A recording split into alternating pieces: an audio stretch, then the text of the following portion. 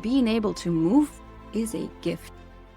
Living in a strong and capable body is about freedom. You might think that because I'm a health coach and a trainer, I grew up in an active family, played sports, and had it all figured out. And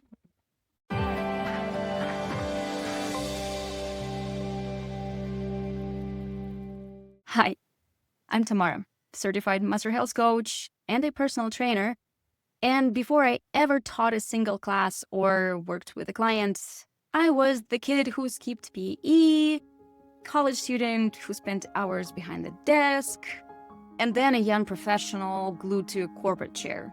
But somewhere along the way, something went right, I guess. And I discovered that movement could actually be fun, and also that it could give me this kind of confidence that I didn't even know I was missing. Today, I'm sharing my story, not because it's about me, but because I know so many adults who are still struggling with the same doubts I had. Okay, story time.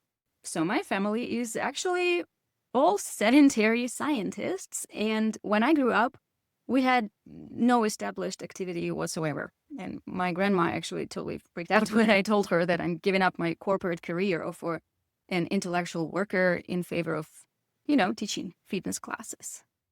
And when I was 13, I got into a car accident that left me with 5 fractured vertebrae and a doctor's note that I'm not supposed to attend school PE, which I've happily followed all the way through high school. I hated PE at school. But then I decided I want to be an actress and went to theater college. And guess what?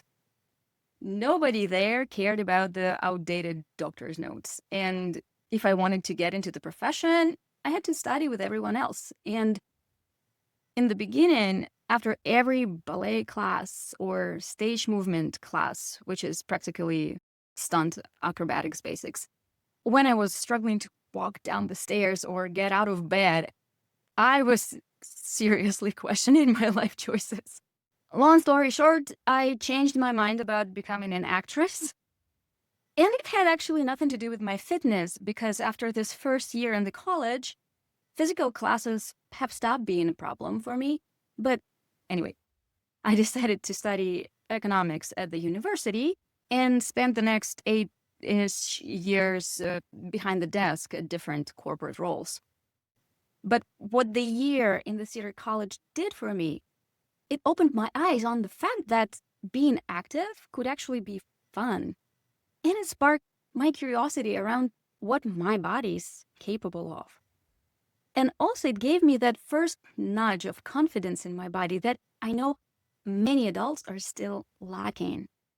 And the combination of this curiosity and that budding confidence gave me enough momentum to begin experimenting. So I joined a fitness club and tried all the group programs they had. I went on backpacking trips. I became a rockabilly jive dance instructor while holding a full-time corporate job. I tried running for the first time.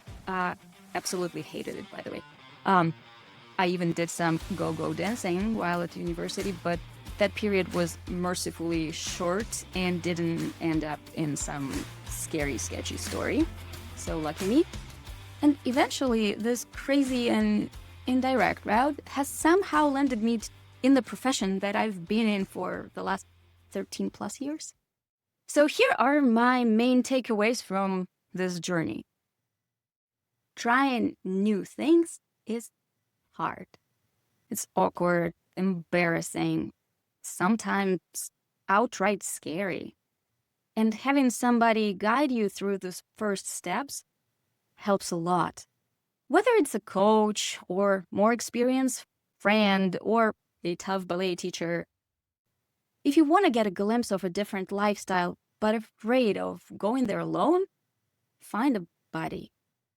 Activity that feels absolutely yours, fun, and right today may not stay this way forever. We change, our bodies change, life goes on. And same is true for stuff you didn't like at the first try. I did voluntarily run a marathon after all. Any activity is better than none. Better for your health, energy, and feeling comfortable in your own body. So if you can run, great. But if today you can only walk, do it. Can't walk? Do whatever you can to break the sitting pattern. I don't know, stretch, roll your shoulders, train your grip.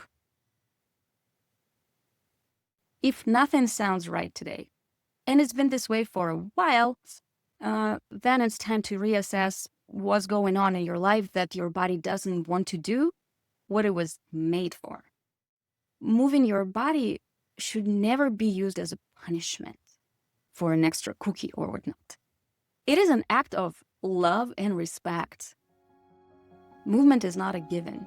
The 2 months I've spent at the hospital not being able to simply walk taught me the rough truth of it. Being able to move is a gift. Living in a strong and capable body is about freedom. Freedom to choose what, when, where, and how you want to do with your life, and what community you want to be part of. So no, I wasn't born active, and I didn't have it all figured out from the start. But what I've learned is this: curiosity, small experiments, and the willingness to try again can change everything. Movement doesn't have to be perfect. It just has to be yours. And in the next week's episode, I'll step away from my personal story and give you the science-backed recommendations and practical ways to fit movement into your busy life. Because once you understand the why and the how, it gets a lot easier to actually show up for yourself. I'll see you then. Bye.